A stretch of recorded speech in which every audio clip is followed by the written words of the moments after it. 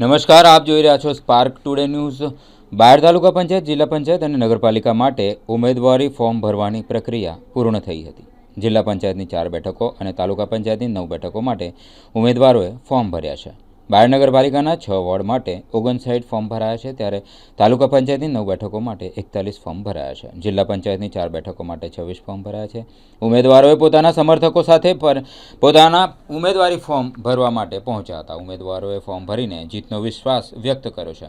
આજે ફોર્મ ભરવાની પ્રક્રિયા પૂર્ણ થતાં હવે ફોર્મ ચકાસણી શરૂ થશે। ઉમેદવારોને લઈને આગામી 15મી એપ્રિલે ચિત્ર સ્પષ્ટ થશે।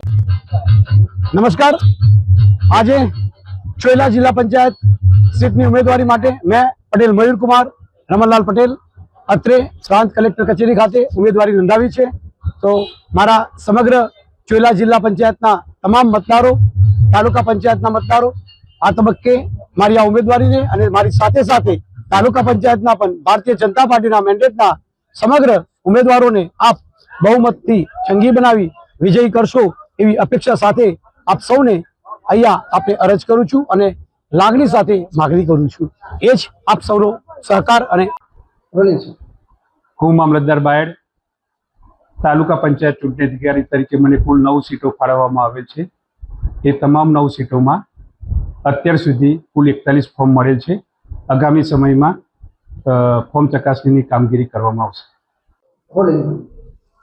હું અરવલ્લી જિલ્લા પંચાયત બાયડ બેઠક પરના આરઓ જિલ્લા પુરવઠા અધિકારી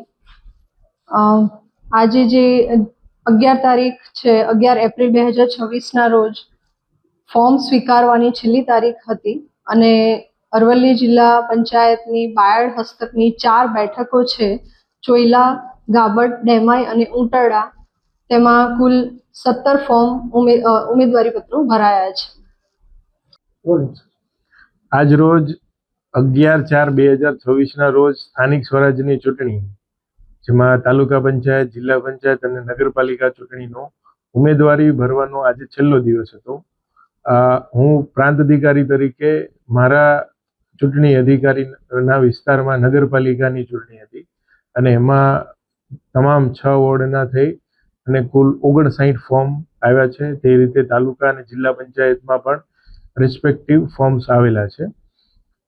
પહેલો જે તબક્કો છે એ શાંતિપૂર્ણ માહોલમાં જે નોમિનેશનનો ફેઝ છે એ આજ રોજ પૂર્ણ થાય છે।